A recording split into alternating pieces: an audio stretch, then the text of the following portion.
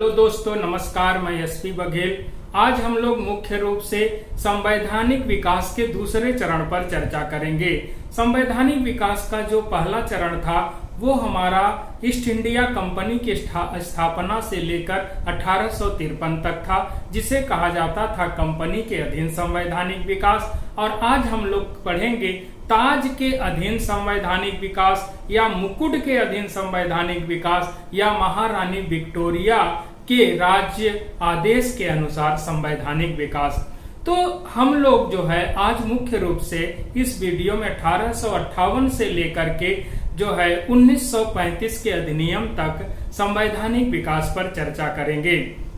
तो जो हमारे यहाँ 1858 का संवैधानिक विकास हुआ, उसके पीछे 1857 के विद्रोह की समाप्ति के बाद ब्रिटिश संसद का ब्रिटिश उपनिवेश भारतीय भूक्षेत्र पर प्रभाव जमाने के लिए किया गया था। जब अंग्रेजी ब्रिटिश संसद को यह लगने लगा कि अब भारत के अधिकांश भूभाग पर ईस्ट इंडिया कंपनी का अधिकार हो गया है और उस अधिकार क्षेत्र पर ब्रिटिश संसद का नियंत्रण बनाना जरूरी हो गया है, तो देखिए 1858 का जो भारत सरकार अधिनियम आता है, उस 1858 के अधिनियम को लाने का मुख्य उद्देश्य 1857 जैसी घटनाओं की पुनरावृत्ति को रोकना था तथा भारतीय उपनिवेश पर ब्रिटिश संसद का नियंत्रण स्थापित करना था। इसी दो बात को ध्यान में रख करके 1858 का अधिनियम लाया गया। इस 1858 के अधिनियम के समय ब्रिटेन में प्रधानमंत्री लॉर्ड डर्बी था। लॉर्ड डर्बी के ही कार्यकाल में भारत में शासन की नई रूपरेखा बनाने के लिए एक विधेयक लाया गया। उस विधेयक पर 2 अगस्त 1858 में ब्रिटेन की महारानी विक्टोरिया ने हस्ताक्षर किया।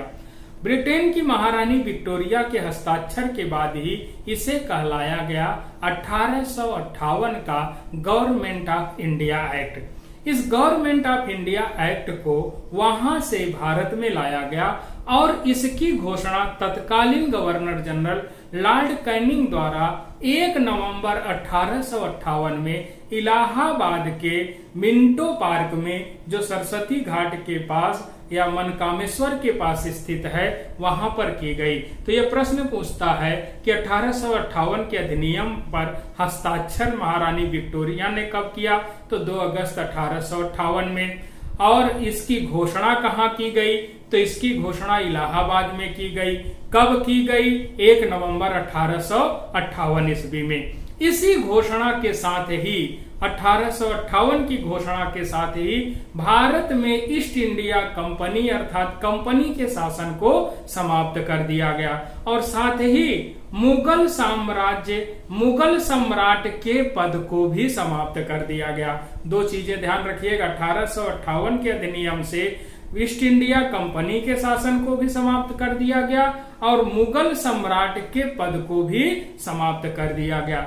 दूसरा इसमें काम बड़ा महत्वपूर्ण किया गया कि जो यहाँ पर बोर्ड ऑफ डायरेक्टर और बोर्ड ऑफ कंट्रोल था, उन दोनों को समाप्त कर दिया गया। बोर्ड ऑफ डायरेक्टर और बोर्ड ऑफ कंट्रोल को समाप्त करके उसके स्थान पर भारत में एक नए पद का सृजन किया गया, जिसका नाम पड़ा भारत का राज्य सचिव।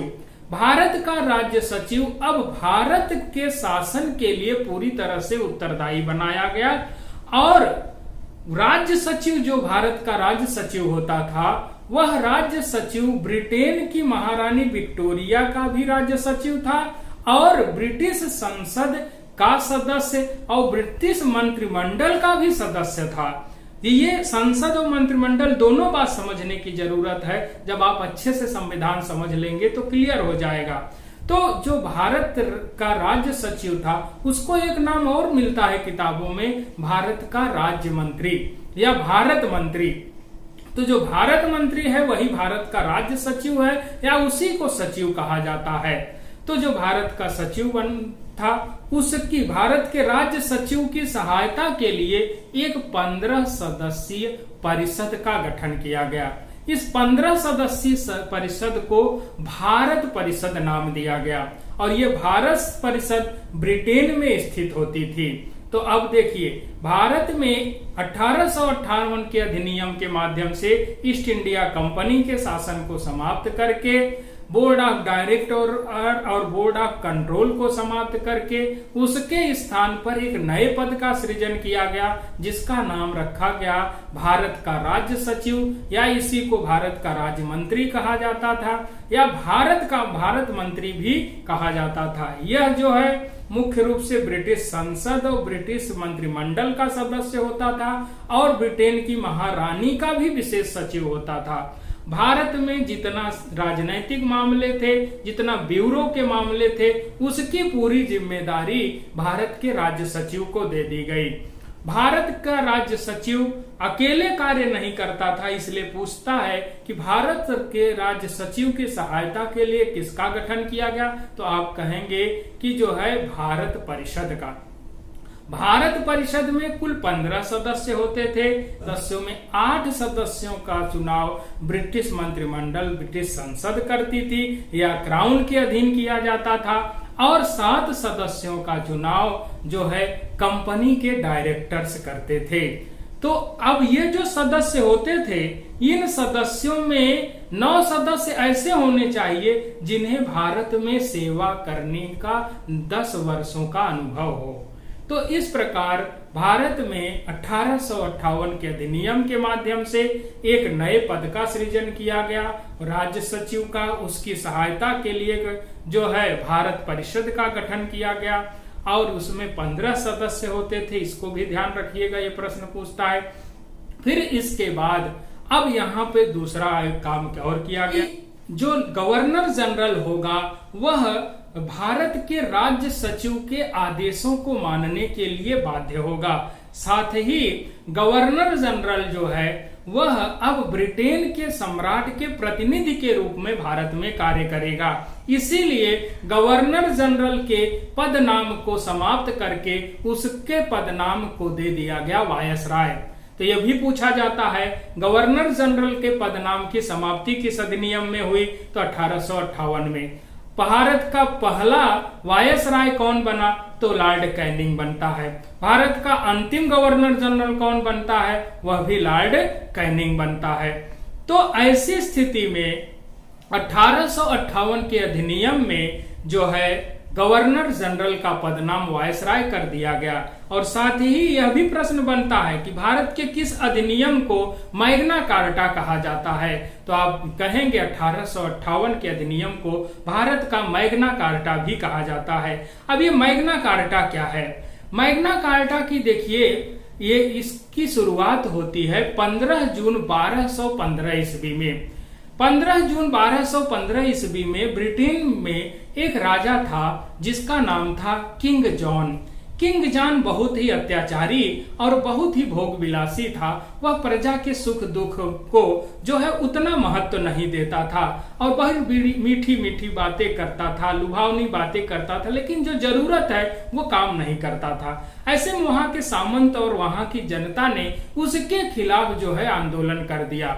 जब आंदोलन कर दिया तो अब वो समझ गया कि जनता से हम बच नहीं पाएंगे, तुरंत पलटी मारा और 15 जून 1215 ईस्वी में टेम्स नदी के किनारे एक घोषणा करता है, जिस घोषणा में यह कहा जाता है कि राजा कानून के ऊपर नहीं है, यानी नियम और कानून सब पर समान रूप से लागू होंगे और सभी नियमों और कानूनों के अधीन कार्य करेंगे, चाहे आम आदमी हो चाहे जो है राजा हो। इसी को मैग्ना कार्टा कहा जाता है।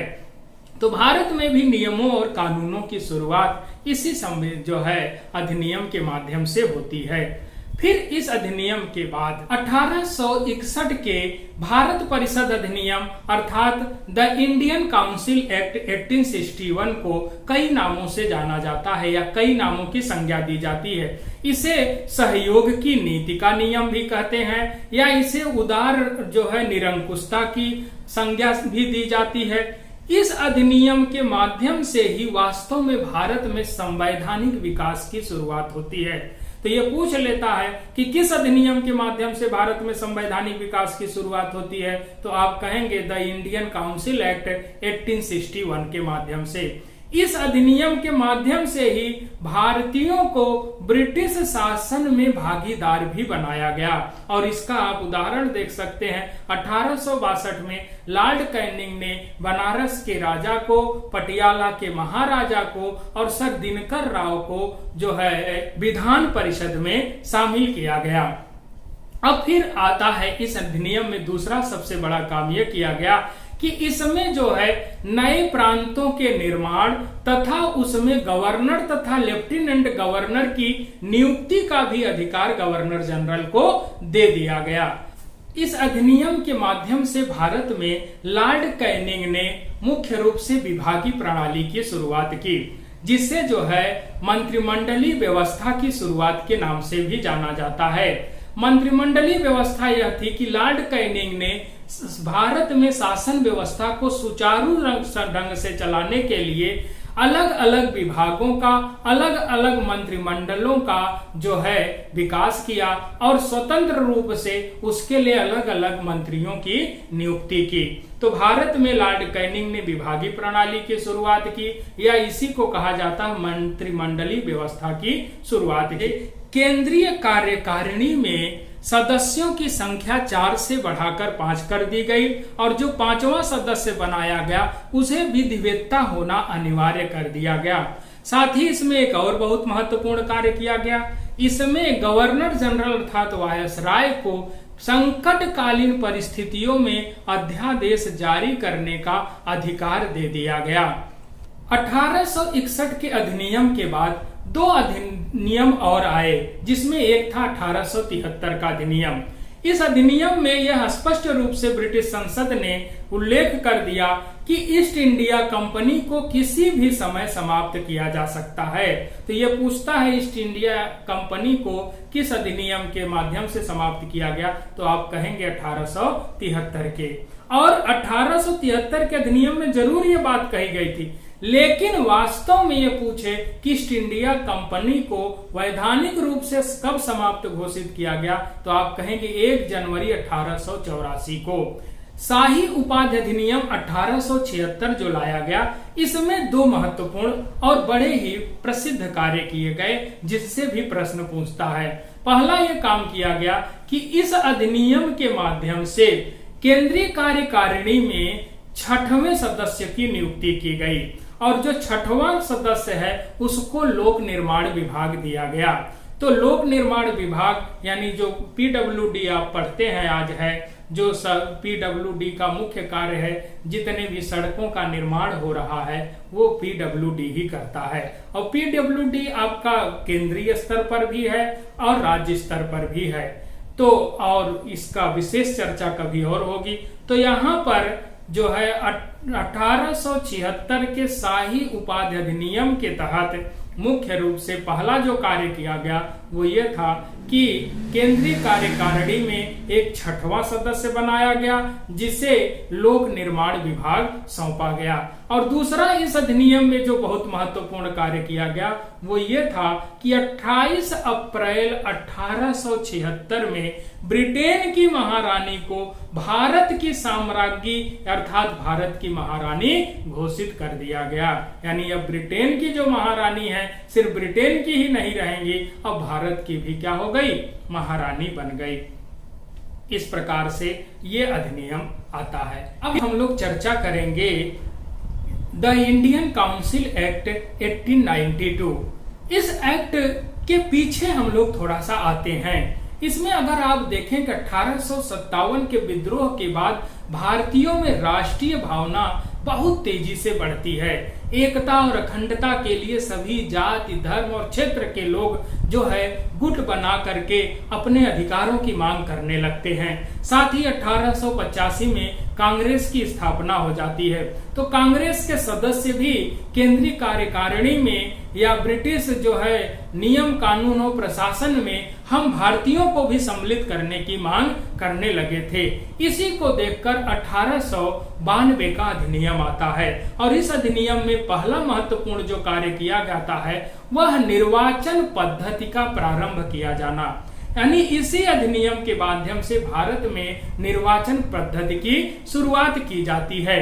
और प्रांतीय परिषदों में गैर सरकारी जो सदस्य होते थे उन सदस्यों को जो है अप्रत्यक्ष रूप से चुना जाने लगा। और ये जो प्रांतीय परिषदें थे, इस प्रांतीय परिषदों में आपकी आती है एक नगर पालिका, एक आता है आपका जिला बोर्ड, एक आता है आपका विश्वविद्यालय और एक आता है वाणिज्य मंडल। इन सभी में भारतीयों को अप्रत्यक्ष रूप से चुना जाता था। यहीं से अप्रत्यक्ष निर्वाचन पद्धति की शुरुआत हुई और इसे जो है मुख्य रूप से मनोनीत सदस्य कहा जाता था। इस अधिनियम के माध्यम से परिषद के अधिकारों में वृद्धि की गई और परिषद में जो भारतीय सदस्य सम्मिलित थे उन्हें जो है बजट पर जो है चर्चा करने और बजट पर जो है प्रश्न पूछने का अधिकार तो दिया गया, लेकिन उन्हें जो है दो अधिकार नहीं दिए गए। भारतीय अब बजट पर न पूरक प्रश्न पूछ सकते हैं और न ही मत दे सकते हैं। तो ये जो आपको दो अधिकार मिले, यानी अगर जो है परिषद का सम्मेलन किसी मुद्दे पर हो रहा है या बजट पर चर्चा हो रही है, तो जो भारतीय सदस्य हैं वो भारतीय सदस्य बजट में बहस में भाग ले सकते हैं, बजट पर चर्चा कर सकते हैं, बजट पर प्रश्न पूछ सकते हैं, किंतु जो है बजट कर पूरक प्रश्न नहीं पूछ सकते हैं और ना ही मत दे सकते हैं किसी मुद्दे पर। यह एक बहुत बड़ी उपलब्धि भी थी भारतीयों की, जो कम से कम थोड़ी सी तो उन्हें अधिकार मिला। लेकिन ध्यान रहे 1909 का जब अधिनियम आया तो भारतीय बजट में बहस भी कर सकते थे और उसमें चर्चा में भाग भी ले सकते थे, प्रश्न भी पूछ सकते थे, पूरक प्रश्न भी पूछ सकते थे, लेकिन जो है मत देने का अधिकार उन्हें 1909 में भी के अधिनियम में नहीं मिला। चलो धीरे धीरे ही सही, लेकिन भारतीयों का अधिकार बढ़ता चला गया। इस प्रकार हम लोग देखें तो 1858 से लेकर 1892 तक जो भी कानून ब्रिटिश संसद द्वारा बनाए गए वो नियमों और कानूनों के दृष्टि से प्रगतिशील रहे, क्योंकि इसमें हम भारतीयों को जो है उनकी परिषदों में जो है सम्मिलित होने का अवसर मिला। हम भारतीय उनके बजट पर बहस कर सकते थे, उनमें चर्चा कर सकते थे और हम प्रश्न भी कुछ पूछ सकते थे। इस लिहाज से कुछ तो अधिकार मिले, लेकिन जितने मिलने चाहिए थे उतने न मिलने के कारण भारतीयों में, हम लोगों में असंतोष और तेजी से बढ़ गया और यही असंतोष भारतीय जो है स्वतंत्रता संग्राम को और तेजी से बढ़ाने लगा और कई क्रांतिकारी आंदोलन भी शुरू हो गए। बंगाल में क्रांतिकारी आंदोलन शुरू हुआ, बंबई में क्रांतिकारी आंदोलन शुरू हुआ। जब आप देखेंगे कि जो है बंगाल में चाहे संगठन हो, चाहे जो है बंबई का संगठन हो, जैसे आप अनुशीलन समिति पढ़ेंगे, जैसे आप मित्र मेला पढ़ेंगे, जैसे आप अभिनव भारत पढ़ेंगे, ऐसे ऐसे हमारे यहाँ जो युवा आए और क्रांतिकारी वो अंग्रेजी हुकूमत और अंग्रेजी नियम कानूनों को उखाड़ फेंकने की पूरी कोशिश किए और बहुत हद तक सफल भी रहे। ऐसे में अंग्रेज काफी भयभीत हो गए हम भारतीयों की एकता को देखकर, चाहे वो हिंदू हो, चाहे मुसलमान हो, चाहे सिख हो, चाहे जो भी भारतीय लोग थे, उनमें एक एकता की भावना आ गई थी।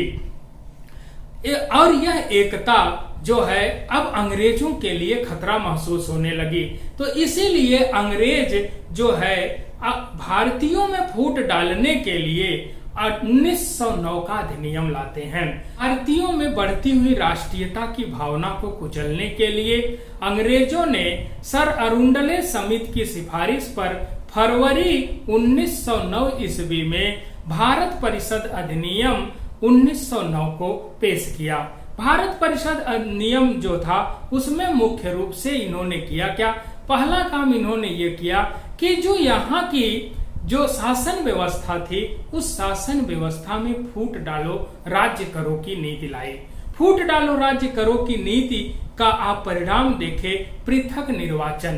पृथक निर्वाचन किसके लिए? मुस्लिम समुदाय के लिए।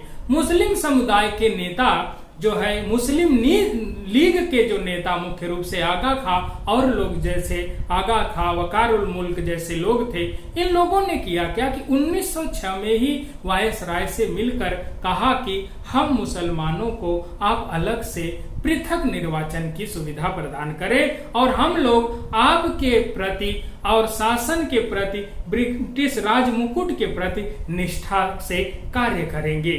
तो इस अवसर का लाभ उठा करके उस समय के गवर्नर जनरल लॉर्ड मिंटो द्वितीय और जो है भारत सचिव मार्ले ने एक कानून बनाया जिसे मार्ले मिंटो सुधार के नाम से भी जाना जाता है, या जिसे जो है 1909 के अधिनियम के नाम से भी जाना जाता है। इस पृथक निर्वाचन में यह व्यवस्था थी कि जो मुस्लिम समुदाय है वह उसका निर्वाचन क्षेत्र अलग होगा और उसका मतदाता भी अलग होगा, अर्थात मुस्लिम प्रतिनिधियों का चुनाव मुस्लिम मतदाता ही करेंगे। तो ऐसे में भारत में फूट डालो राज्य करो की नीति प्रारंभ हुई और इस फूट डालो राज्य करो की नीति को अंग्रेज भी जानते थे कि ये खतरनाक नीति है। तात्कालिक लाभ तो अंग्रेजों को यह नीति पहुंचा सकती है, लेकिन दीर्घ काल में यह नीति लाभ नहीं पहुंचा सकती। इसीलिए जब आप किताब पढ़ेंगे तो उसमें मिलेगा बहुत सी किताबों में कि उस समय के वायसराय लॉर्ड मिंटो द्वितीय ने एक पत्र लिखा जो है भारत सचिव मार्ले को। उसमें उन्होंने लिखा कि हम लोग नाग के दांत बो रहे हैं जिसका फल भीषण होगा, यानी जो हम अपने लाभ के लिए फूट डालो राज्य करो कर रहे हैं ये हमारे लिए भी कभी न कभी खतरा पैदा करेगा। तो इस अधिनियम की व्यवस्था में पहला काम ये किया गया कि पृथक निर्वाचन की व्यवस्था की गई। दूसरा, इसमें इस अधिनियम के माध्यम से केंद्रीय विधान परिषद में सदस्यों की संख्या 16 से बढ़ाकर 60 कर दी गई और प्रांतीय विधान परिषदों में भी सदस्यों की संख्या में वृद्धि कर दी गई। जो बड़े प्रांत थे उनमें सदस्यों की संख्या 50 कर दी गई और जो छोटे प्रांत थे उनमें सदस्यों की संख्या जो है 30 कर दी गई थी। जो ये सदस्य बनाए जाते थे विधानमंडल में, चाहे वो केंद्रीय हो चाहे प्रांतीय हो, दोनों में जो सदस्य बनाए जाते थे उन सदस्यों में 4 प्रकार के सदस्य होते थे, जिसमें पहला होता था जिसको कहा जाता था पदेन सदस्य। इसमें वायसराय और तथा उसके जो है कार्यकारिणी के लोग शामिल होते थे। दूसरा जो सदस्य होते थे वो जो है सरकारी मनोनीत सदस्य होते थे। तीसरा जो होते थे वो गैर सरकारी मनोनीत सदस्य होते थे और चौथा जो होते थे वो निर्वाचित सदस्य होते थे। ये जो निर्वाचित सदस्य होते थे, ध्यान रखिए इस बात को, जो निर्वाचित सदस्य होते थे उनमें भी मुख्य रूप से जो है 3 प्रकार के सदस्य होते थे जिनका निर्वाचन होता था। एक सामान्य, दूसरा वर्ग विशेष और तीसरा जो है आपका जो है वर्ग से होते थे। सामान्य जिनका निर्वाचन होता था, वर्ग विशेष जिसमें मुस्लिम को विशेष आरक्षण मिल गया और तीसरा जो है विशेष होते थे ब्रिटिश पूंजीपति और भारतीय जमींदार। यानी जो विशेष होते थे उसमें आपका ब्रिटिश पूंजीपति के भी सदस्य होते थे और भारतीय जमींदार भी होते थे। तो ध्यान रहे, एक प्रश्न और पूछता है कि भारत में ये जो निर्वाचन की प्रणाली थी, क्या आप इसे सिर्फ सांप्रदायिक निर्वाचन प्रणाली कहेंगे? तो नहीं, 1909 का अधिनियम आया, यह सिर्फ और सिर्फ सांप्रदायिक निर्वाचन प्रणाली नहीं थी, इसे कहा जाता है व्यावसायिक एवं सांप्रदायिक प्रतिनिधित्व या निर्वाचन प्रणाली की शुरुआत। 1909 के अधिनियम में अर्थात मार्ले मिंटो सुधार में 2 और बहुत महत्वपूर्ण परीक्षा उपयोगी पॉइंट है जिसे आप स्मरण में रखिएगा। पहला, इसमें यह काम किया गया कि भारतीयों को प्रशासन में तथा विधि निर्माण में सम्मिलित करने का कार्य किया गया। तो देखिए, जो भारत में प्रशासन चल रहा था वो 2 माध्यम से चल रहा था। एक, भारत में वायसराय तथा उसकी कार्यकारिणी परिषद होती थी और दूसरी एक इंग्लैंड में भारत का राज्य सचिव तथा उसकी 15 सदस्यीय परिषद होती थी। तो यहाँ पर वायसराय की कार्यकारिणी में भी भारतीयों को शामिल किया गया और जो है भारत परिषद जो इंग्लैंड में स्थित थी उसमें भी भारतीयों को शामिल किया गया। तो यहाँ इस अधिनियम के माध्यम से भारत परिषद जो इंग्लैंड में स्थित थी उसमें 2 भारतीयों को सम्मिलित किया गया, एक जिनका नाम था केसी गुप्ता और दूसरा जिसका नाम था सैयद हुसैन बिलग्रामी। यानी इंग्लैंड स्थित भारत परिषद में केसी गुप्ता तथा जो है सैयद हुसैन बिलग्रामी को सम्मिलित किया गया, और दूसरा जो भारत में वायसराय की केंद्रीय कार्यकारिणी थी उसमें सत्येंद्र प्रसाद सिन्हा अर्थात एसपी सिन्हा को सब वायसराय की कार्यकारिणी में सम्मिलित किया गया और इन्हें जो है विधि सदस्य के रूप में सम्मिलित किया गया। तो यह पूछता है आपकी परीक्षा में कि वायसराय की केंद्रीय कार्यकारिणी में सर्वप्रथम किस भारतीय को सम्मिलित किया गया, तो आप बताएंगे सत्येंद्र प्रसाद सिन्हा को। और यह भी प्रश्न पूछता है कि भारत परिषद जो इंग्लैंड में स्थित थी उसमें सर्वप्रथम किन 2 भारतीयों को सम्मिलित किया गया, तो आप कहेंगे केसी गुप्ता और सैयद हुसैन बिलग्रामी को। 1892 के अधिनियम में हम लोग देखे कि बजट पर भारतीय जो है चर्चा में भाग ले सकते हैं, प्रश्न सामान्य प्रश्न पूछ सकते हैं, लेकिन उन्हें 2 अधिकार नहीं थे 1892 के अधिनियम। पहला एक अधिकार उन्हें मत देने का अधिकार नहीं था, दूसरा उन्हें पूरक प्रश्न पूछने का अधिकार नहीं था। लेकिन 1909 के अधिनियम में भारतीयों को बजट के बहस में भाग लेने, चर्चा करने और पूरक प्रश्न पूछने का अधिकार तो दे दिया गया, किंतु मत देने का अधिकार नहीं दिया गया। सत्येंद्र प्रसाद सिन्हा को लॉर्ड की भी उपाधि प्रदान की गई। तो यह भी प्रश्न पूछता है कि उन्हें अंग्रेजों ने लॉर्ड की उपाधि दी, तो आप कहेंगे सत्येंद्र प्रसाद सिन्हा को। दूसरा इसमें यह भी प्रश्न आपकी परीक्षा में पूछता है कि भारत में सांप्रदायिक निर्वाचन प्रणाली का जनक किसे कहा जाता है, तो आप कहेंगे लॉर्ड मिंटो को, लॉर्ड मिंटो द्वितीय को। अब हम लोग आते हैं 1919 के अधिनियम की। 1919 के अधिनियम को एक और नाम से जाना जाता है जिसको कहा जाता है मॉन्टेग्यू चेम्सफोर्ड सुधार। मॉन्टेग्यू उस समय भारत के राज्य सचिव था और चेम्सफोर्ड भारत के वायसराय थे। तो इन दोनों ने मिल करके भारत में एक सुधार लाया जिसे कहा गया मॉन्टेग्यू चेम्सफोर्ड सुधार, या जिसे कहा गया भारत सरकार अधिनियम 1919। तो मॉन्टेग्यू चेम्सफोर्ड सुधार कहें या इसे भारत सरकार अधिनियम 1919। ये भारत में सांप्रदायिकता का विस्तार किया जाएगा, यानी सांप्रदायिक निर्वाचन प्रणाली में जो मुस्लिम समुदाय के लिए पृथक निर्वाचन की व्यवस्था की गई थी अब यहाँ पर बढ़ा दी गई। अब इसमें ईसाइयों के लिए भी, यूरोपियों के लिए भी, सिखों के लिए और जो है मुख्य रूप से आंग्ल भारतीयों के लिए अलग से निर्वाचन की व्यवस्था का प्रावधान किया गया। तो यहाँ पर जो है ये पृथक निर्वाचन प्रणाली, सांप्रदायिक निर्वाचन प्रणाली का विस्तार करके ये लोग और फूट डालो राज्य करो की नीति को बढ़ावा देने की कोशिश किए। दूसरा, इस अधिनियम के माध्यम से अंग्रेजों ने केंद्र में द्विसदनात्मक व्यवस्था को प्रारंभ किया। द्विसदनात्मक व्यवस्था का मतलब यह है कि अब केंद्रीय स्तर पर 2 जो है सदन होंगे, एक जिसको कहा गया उच्च सदन और दूसरे को कहा गया निम्न सदन। उच्च सदन को कहा गया केंद्रीय राज्य परिषद और निम्न सदन को कहा गया केंद्रीय विधानसभा। तो उच्च सदन में, केंद्रीय राज्य परिषद में मुख्य रूप से सदस्यों की संख्या 60 निश्चित की गई और इसमें से 34 निर्वाचित सदस्य होते थे और इसका कार्यकाल 5 वर्ष का होता था। और जो निम्न सदन थी उसमें जो है सदस्यों की संख्या 144 थी, कहीं कहीं आप पाएंगे 145 भी है। तो इनमें से 104 निर्वाचित होते थे और शेष जो है मनोनीत सदस्य होते थे। इनमें जो है इनका कार्यकाल 3 वर्ष का होता था। और ध्यान रहे कि यही व्यवस्था आज भी हमारे यहाँ है।